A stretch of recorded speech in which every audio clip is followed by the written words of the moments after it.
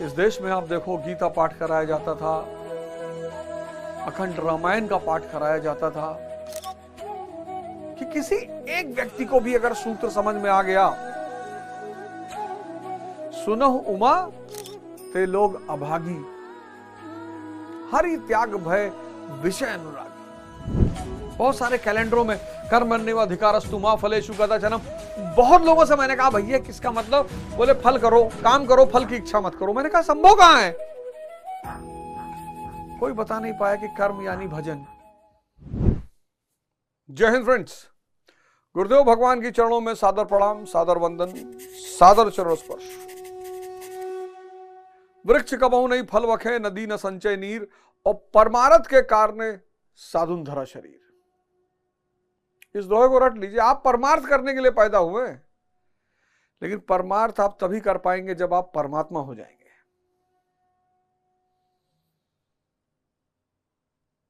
उससे नीचे नहीं कर पाएंगे। अब छोटे मोटे परमात्मा बन गए, आईएएस बन गए, छोटा मोटा परमात्मा विधायक बन गए, एमपी बन गए, डॉक्टर बन गए, इंजीनियर बन गए, सब छोटे छोटे परमात्मा है। क्योंकि परमात्मा का मतलब ही है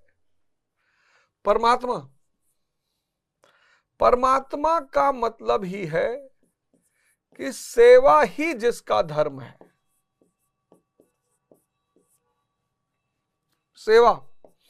सेवा ही उस जिसका धर्म है। आपको लगता होगा कि कुछ लोग अनकंडीशनल बेशर्त सेवा करते हैं। आपको लगता होगा कि ये नाम कमाने के लिए। ऐसा नहीं है। जो भी परमात्मा स्वरूप हो जाता है,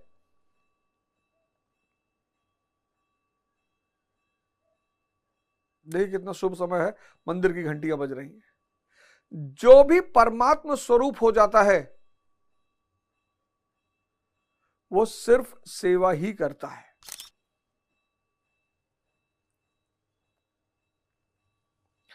ना। कहते हैं कि इसका ये क्वालिटी है। जैसे नीम कड़वी है, वो नीम का गुण है। नीम कड़वी है, ये उसका गुण है। आम मीठा है, ये इसका गुण है।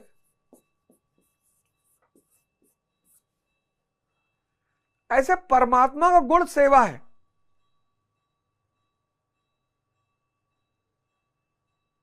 शक्ति अगर भोग के लिए इस्तेमाल हो रही है तो इंसान, शक्ति अगर सताने के लिए इस्तेमाल हो रही है तो हैवान, और शक्ति अगर सेवा में लग रही है तो परमात्मा। और जिसके पास शक्ति है ही नहीं वो गरीब। पैसा ईसा का कोई खेल ही नहीं है। शक्ति, सारा खेल शक्ति का है। जो शक्ति भोग के लिए लग रही है वो इंसान, जो शक्ति शोषण में उपयोग हो रही है वो शैतान, जो शक्ति सेवा में लग रही है वो भगवान, और जिसके पास शक्ति है ही नहीं वो गरीब। सिंपल, एकदम सरल रूप, सरल। तो शक्ति का यह सिद्धांत है। जिनके पास पैसा नहीं है वो गरीब नहीं है। जो गरीबी का नया पैरामीटर दिया गया कि जिनके पास पैसा नहीं वो गरीब है, जिनके पास शक्ति नहीं वो गरीब है। बहुत लोगों को मैंने देखा पैसा है और बहुत गरीब हैं। कोई सुनता नहीं, कोई बोलता नहीं।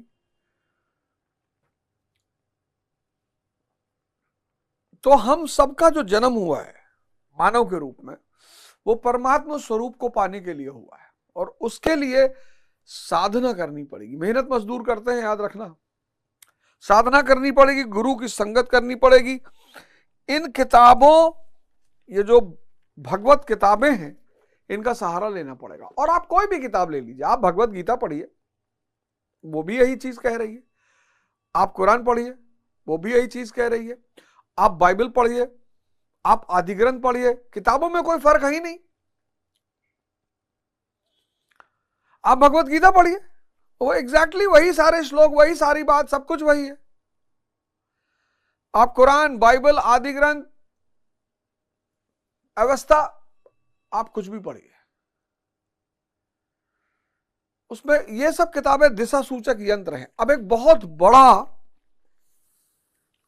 श्लोक जो मैं चर्चा, बड़ा क्रांतिकारी श्लोक, पहले ये श्लोक अगर आप समझ गए तो फिर वही वाली बात है, 80% समस्याएं खत्म।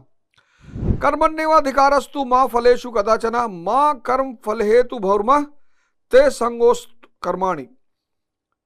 कर्म करने में ही तेरा अधिकार है, फल में कभी नहीं। अब ये खेल समझिए आप,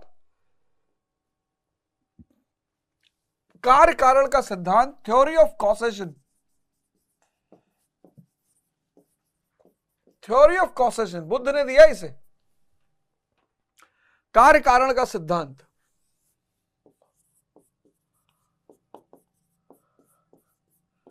कार्य कारण का सिद्धांत, इस जीवन में मैंने देखा बहुत सारे लोगों की इच्छाएं पूरी नहीं होती। इच्छाएं क्यों पूरी होंगी? वो इच्छा किसका परिणाम है, आप उस पर ध्यान देते ही नहीं। एक्स का परिणाम है वाई।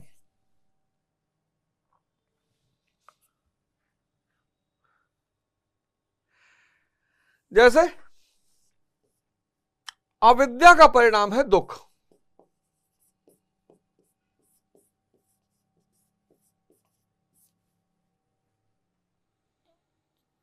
शक्ति का परिणाम है संसार, ध्यान का परिणाम है प्रेम, सफलता का परिणाम है योग्यता, शिक्षा नहीं, शिक्षा नहीं, योग्यता, सफलता।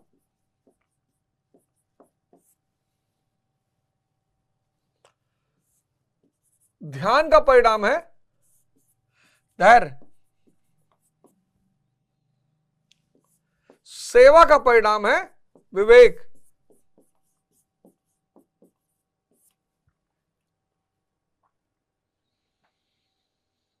आप देखो कितने सारे सरकार स्कूल्स हैं आज, स्कूलों की संख्या देखो बहुत, 1950 की तुलना में आज स्कूल बहुत।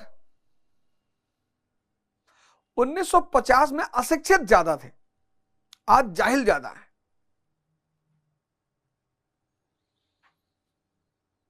1950 में अशिक्षित ज्यादा थे, अशिक्षित।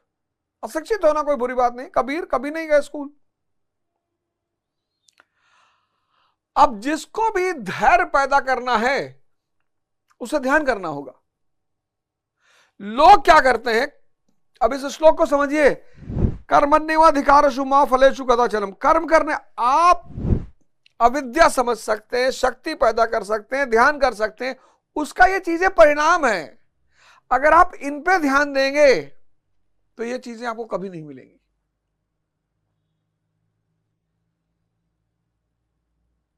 कभी मिलेंगे ही नहीं। आप ध्यान करिए, अंदर शांति आती जाएगी, धैर्य पैदा होता जाएगा, धैर्य पैदा होता जाएगा, क्रोध खत्म होगा। ये बहुत बड़ा, बहुत गहरा सिद्धांत मैं आपको बता रहा हूं। 99% लोग दुख से परेशान हैं, कह रहे दुख दूर हो जाए, नहीं होगा जब तक आप ये नहीं समझेंगे। अब आप अपना सपना अपनी आंखों से देखेंगे कि दूसरे की आंखों से। इस देश के 95% माता पिता, उनसे मैं हाथ जोड़कर निवेदन करता हूं, कृपया करके अपने बच्चों को परेशान ना करें। दो चीजें ना करें, एक अपने अहंकार की संतुष्टि उनसे ना करें कि कॉलोनी में किसी से कम नंबर आया तो सोच लेना, और अपने सपनों को उनकी आंखों में ना डालें। वो आईएएस बनना चाहते हैं, बहुत अच्छा। वो मंत्री बनना चाहते हैं, बहुत अच्छा। वो डॉक्टर बनना, वो क्या बनना चाहते हैं उन पे छोड़ो आप, बहुत मजा आएगा आपको, बहुत विकास करेंगे। दो गलतियां मां बाप बहुत बड़ी करते हैं। एक, अपने अहंकार की संतुष्टि अपने बच्चों से करते। मेरी माता जी कहती थी बचपन में, एपी ओझा यूपी टॉप, और नीचे से टॉप कर गए। ये एक बहुत बड़ा सिद्धांत है। आपको दुख दूर करना है, आपको अविद्या पे काम करना पड़ेगा,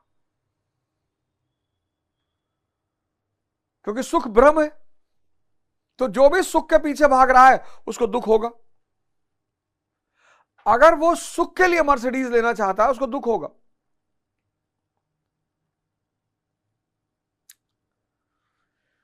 आप सुख के लिए कोई भी काम करोगे आपको परिणाम में दुख मिलेगा। आप आवश्यकता की वजह से करोगे आपको दुख नहीं मिलेगा। जैसे आप 3-4 का परिवार है, मतलब 3 लोग हैं या 4 लोग हैं, आजकल लोग एक ही बच्चा है या 2 बच्चे हैं, 4 लोग हैं। अब 4 आदमी का परिवार एक 200 गज के मकान में बहुत शानदार तरीके से रह सकता है, बहुत प्यार से, 200 गज बहुत। 4 आदमी के परिवार ने 1500 गज में मकान बनवा लिया, आवश्यकता थी ही नहीं, आवश्यकता थी ही नहीं। आप सब इसकी चिंता कर रहे हैं, इसकी, ये सब इसकी चिंता कर रहे हैं, परिणाम की। ये परिणाम है, इस पे ध्यान ही नहीं दे रहे लोग।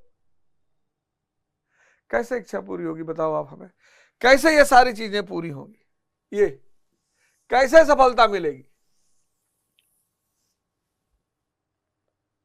धैर्य और विवेक के बिना कोई सफलता की संभावना, आप चाहे जितना पढ़ो। सुबह सेशन ले रहा हूं 5 बजे, 5 AM सुबह सेशन ले रहा हूं, और योग निद्रा और ऑटोबायोग्राफी, 2 चीज। सुबह 5 बजे सेशन ले रहा हूं, 5 बजे योग निद्रा कराई जा रही है और ऑटोबायोग्राफी। और पहली जो ऑटोबायोग्राफी में सुनाने जा रहा हूं वो है डॉक्टर भीमराव अंबेडकर की। इस देश के और इस दुनिया के महान लोगों की कहानी आपको सुनाई जाएगी, जिससे आपको पता चल सके कि संघर्ष मानव जीवन का अंग है। आपको तो सोशल मीडिया एक ही चीज दिखाता है कि फलाने मर्सिडीज पे चल रहे हैं, फलाने रोल्स रॉयस पे, वो जो अंधकार है उसको वो छुपा लेता है। हर हीरा कोयले के दौर से गुजरता है।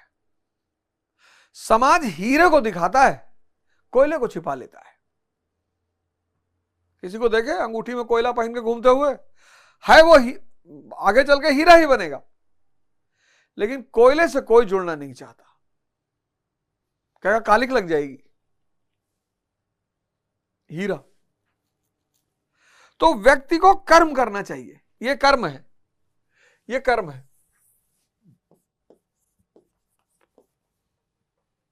ये फल है। और कर्म करने के बाद फल नहीं मिल रहा है, इसका मतलब 2 बातें हैं। या तो एक तो आपके पास गुरु नहीं है, और दूसरी आपके पास उचित दिशा नहीं है, क्योंकि ऐसा संभव ही नहीं है। मैं उदाहरण हूं उसका, मुझे दूसरा उदाहरण ढूंढना ही नहीं, मुझे दूसरा उदाहरण ढूंढना ही नहीं है, मैं ही उदाहरण हूं। मुझे किसी दूसरे को लाके उदाहरण के रूप में नहीं बैठाना है।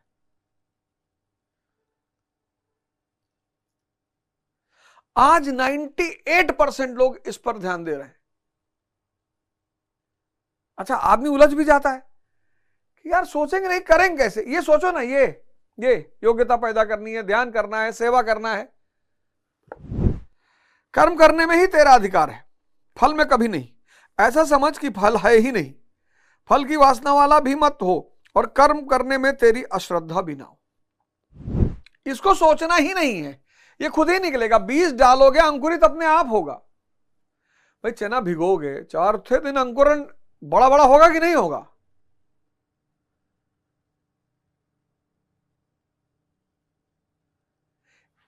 अगर इसकी चिंता करने लगे ये कर ही नहीं पाओगे कायदे से।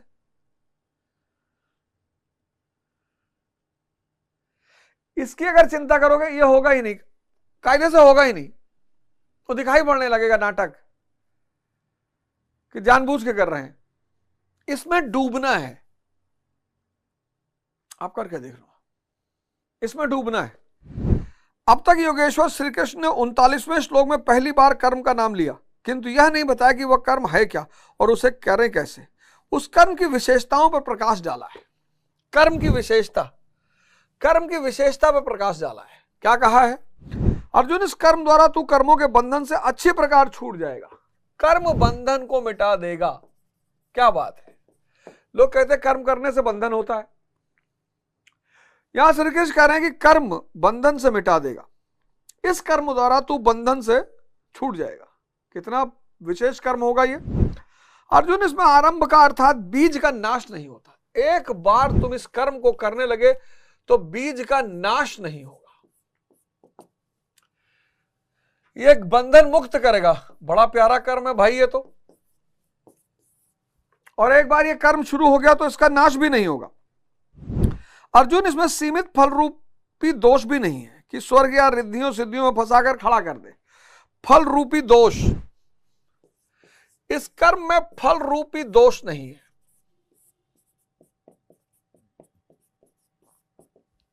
कि तुमको कहीं उलझा दे। अर्जुन, इस कर्म को कार्य रूप देना ही धर्म है। यही धर्म है। देखो धर्म की परिभाषा, इस कर्म को कार्य रूप देना ही धर्म है। किंतु अभी तक उन्होंने यह नहीं बताया कि वह कर्म है क्या, किया कैसे जाए। इसी अध्याय के 41वें श्लोक में उन्होंने बताया कि अर्जुन, इसमें निश्चयात्मिक का बुद्धि एक ही है, क्रिया एक ही है। 41वें श्लोक हमने डेवलप किया ना, साक्षित्व कर्म भी है, साक्षित्व परिणाम भी है। आप होश में रहिए बस। निश्चयात्मिका बुद्धि, जो भी करिए आप जागृत रहिए। साक्षित्व, स्थिति प्रज्ञ, साक्षित्व,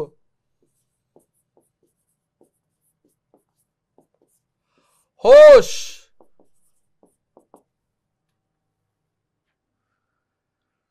कर्म भी है परिणाम भी है। होश, होश में रहिए, यही कर्म है। साक्षित्व, भजन की मुद्रा में रहिए। भजन की मुद्रा में सारे कर्म करिए। भजन की दशा में रहिए। भजन, भजन की अगर दशा में रहेंगे तो फल की इच्छा होगी ही नहीं। आप अब इसको विचार कर लीजिए। इस पे भागने वाली स्थिति नहीं है। इस पे आप विचार कर लीजिए। अगर आप भजन की स्थिति में, मतलब आप फल की इच्छा कर ही नहीं रहे, भजन गायब, फल आ गया। आप गुरु महाराज के आश्रम में पहुंचे, आप भजन की स्थिति में, वहां जितने लोग पहुंचते हैं, जितने लोग, मैंने पिछले शो में भी कहा, सबको महाराज जी से मिलना। आप चिंता ना करें। सिर्फ और सिर्फ जब वो प्रवचन कर रहे हो आप वहां जाएं, बैठें आंख बंद करके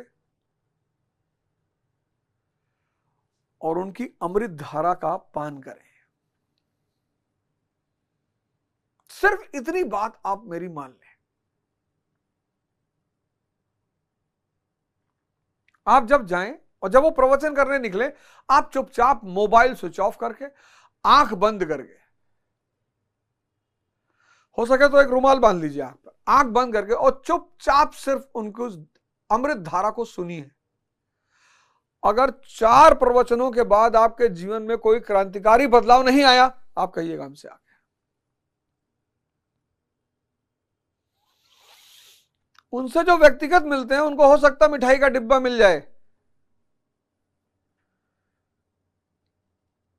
आपको मिठाई का डिब्बा दिखाई पड़ता है कि देखो गुरुजी से गए, मिल के आए, मिठाई डिब्बा पाई नहीं। हो सकता है अमृत धारा ना मिली हो। वहां कई सारे लोग हैं जो आदिकाल से उनके पास आ रहे हैं। वहां बहुत सारे लोग हैं जो आदिकाल से उनके पास आ रहे हैं। यही तो गुरु की महिमा है।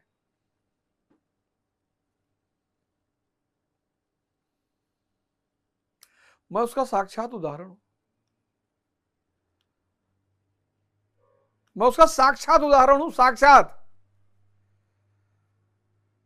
क्या दे दिया हमको, कहे जाओ गीता स्वामी, वही सक्तेशगढ़ आश्रम में।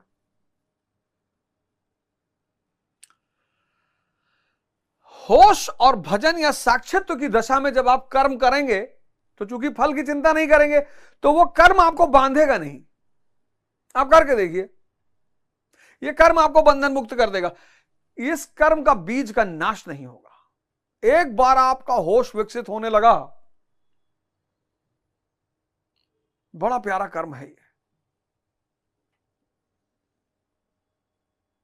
ये बड़ा विशेष कर्म है भजन, बहुत अद्भुत कर्म है।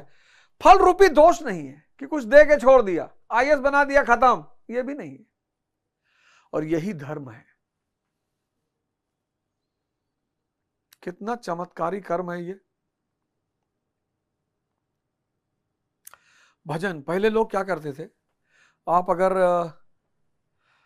1960 की पैदाइश है आपकी और 1950 की है तब तो खैर कोई बात ही नहीं, 60, 65, 70, आप देखिए घर में जितने लोग होते थे, कहते थे कोई भी काम अगर आप कर रहे हो, कहते थे बेटा ध्यान से पढ़ो, ध्यान से खाओ।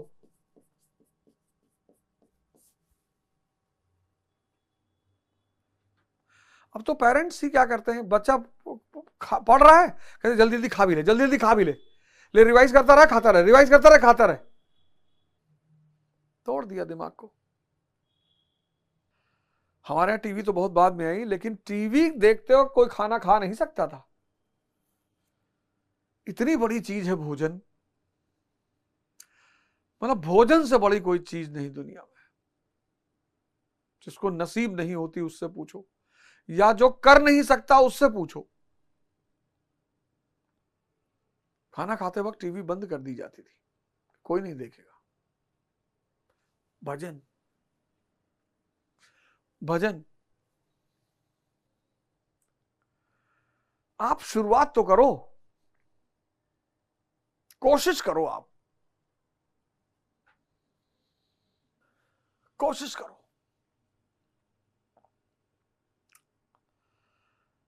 उठो, आगे बढ़ो। सनेह सनेह परिवर्तन होगा, धीरे धीरे, लेकिन अमर परिवर्तन होगा। आनंद ही तो चाहिए जिंदगी में, और हर आदमी आनंद का अधिकारी है। हर आदमी सुख का अधिकारी भले ना हो। क्या भगवान के क्या न्यायालय है, क्या भगवान की रचना है। हर व्यक्ति, प्रत्येक व्यक्ति को जीवन में सुख भले ना मिले,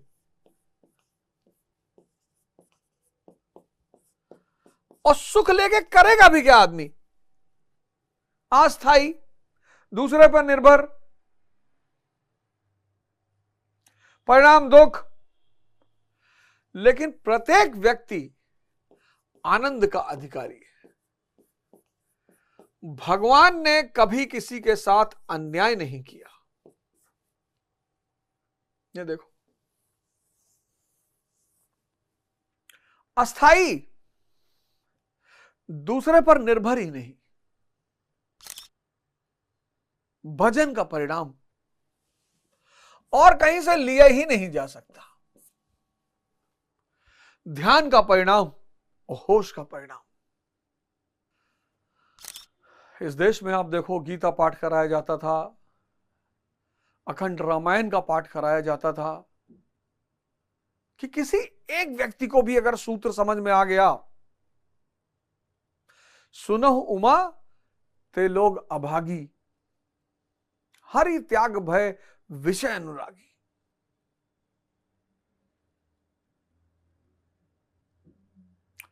सुनहु उमा ते लोग अभागी, हरि त्याग भय विषय अनुरागी। अभागा कौन है? अभागा वो है जो हरि का त्याग कर विषय का अनुराग करने लगता है। जैसे जैसे सीता जी,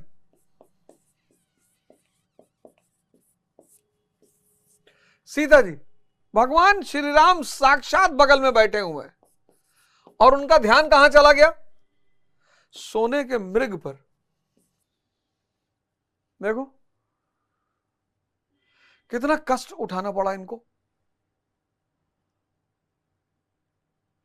एक मूवी आई है तिकड़म, उसकी मैं एनालिसिस करूंगा, बहुत शानदार मूवी, बहुत शानदार, आप सबको देखनी चाहिए। उस मूवी में जो एक्टर हैं अमित सियाल, शानदार एक्टर, अद्भुत अमित सियाल। और बाप रे बाप, तिकड़म मूवी अगर आप देखो, तिकड़म, जैसे ही बच्चे विषय की चिंता करते हैं कि हमको भी जूता चाहिए, हमको भी चॉकलेट चाहिए, वैसे उन बच्चों से कौन छूट जाता है? पिता।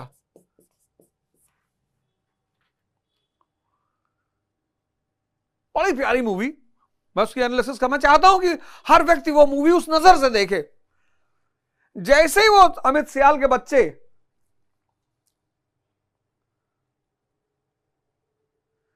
और वो मूवी बड़ी जबरदस्त, मैं आपको बस एक हफ्ता रुको, मैं आपको उस मूवी की एनालिसिस करके दे रहा हूं क्यों उस मूवी को देखना चाहिए। तिकड़म बहुत शानदार मूवी, हर व्यक्ति को देखना चाहिए। और उसमें एक बड़ा कॉन्सेप्ट मैं आपको ये बता दे रहा हूं, यही कॉन्सेप्ट पे वो मूवी टिकी है। सुनो उमा ते लोग अभागी, हरि त्याग भय विषय। जैसे ही पिता को छोड़कर बच्चे जूते और चॉकलेट पे जाते हैं, वैसे ही उनके जीवन में कष्ट शुरू हो जाता है।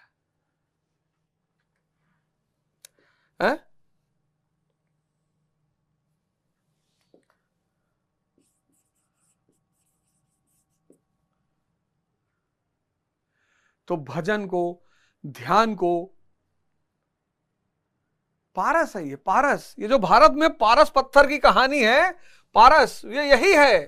पारस कौन? महाराज अड़गड़ानंद, ये पारस हैं।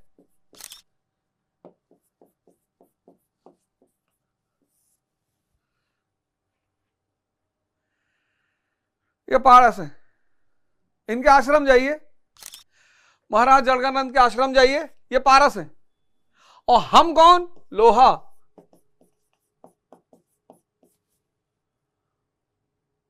और जैसे ही आप इनके संपर्क में आएंगे, भजन शुरू हो जाएगा और यहीं से सोने के निर्माण की शुरुआत हो जाएगी।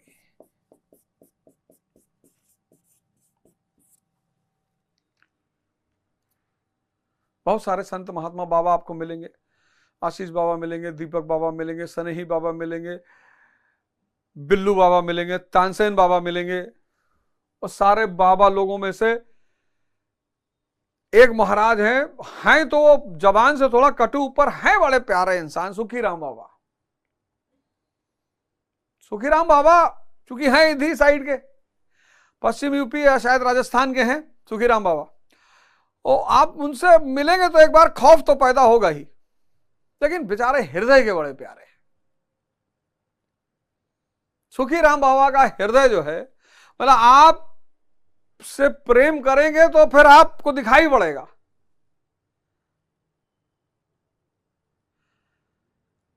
हैं भी लंबे चौड़े, एक बार देख ले किसी को जी भर के तो आधा प्राण तो बाहर आ ही जाएगा, और बोल दें तो पूरा। ये इसीलिए इस देश में गुरु को पारस कहा गया। आओ तो संपर्क में, भजन भजन कोशिश करेंगे कि कुंभ के दौरान, हालांकि कुंभ में बहुत भीड़ होती है, लेकिन अगर आप लोग आते हैं तो मैं कोशिश करूंगा कि महाराज अगर वहां आते हैं तो पंडाल में सबका आशीर्वाद मिले, और नहीं तो फिर कुंभ के बाद एक आयोजन मार्च में, मार्च अच्छा समय रहेगा, न ज्यादा गर्मी न ज्यादा ठंडी। सक्तेशगढ़ आश्रम में अगर महाराज रहेंगे तो वहीं पर सबको दर्शन, और कम से कम सुबह शाम 2 टाइम का प्रवचन, सत्संग आप सुने, प्रसाद ग्रहण करें और तब जाएं। कितना क्रांतिकारी दोहा है, कितना क्रांतिकारी दोहा है।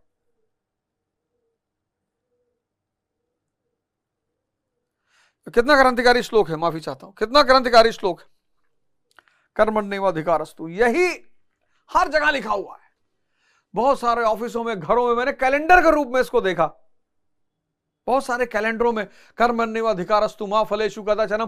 बहुत लोगों से मैंने कहा भैया किसका मतलब, बोले फल करो, काम करो, फल की इच्छा मत करो। मैंने कहा संभव कहां है? कोई बता नहीं पाया कि कर्म यानी भजन। असली जो कर्म है वो है भजन। असली जो कर्म है वो है भजन। ये असली कर्म है। अभी भगवान आगे डिस्कस करेंगे कर्म पर। यह असली कर्म है। इस भजन करते हुए जो भी क्रियाएं होंगी, आप खाना बना रहे हो, श्रेष्ठतम भोजन बनाओगे। आप पढ़ाई कर रहे हो, आप श्रेष्ठतम पढ़ाई करोगे। आप सेवा कर रहे हो, श्रेष्ठतम।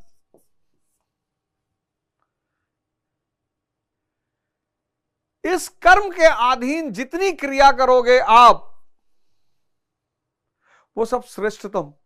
और पूरी दुनिया, चूंकि अदृश्य है, तो पूरी दुनिया जान नहीं पाएगी कि कर कैसे रहे हो। यार मेरे साथ यही हो रहा है। मेरे मित्र, रिश्तेदार, नात बात, अड़ोसी पड़ोसी सब, मैं उनको कह रहा हूं क्या ध्यान करो, अरे कह रहे ध्यान ऐसे थोड़ा है। असली कर्म है भजन। और भजन करते वक्त जो भी क्रिया की जाएगी वो श्रेष्ठतम स्तर पर जाकर पहुंचेगी। नहीं विश्वास है? अप्लाई करके देख लो। अगले एपिसोड में आपसे फिर मुलाकात होगी। जय हिंद, जय भारत।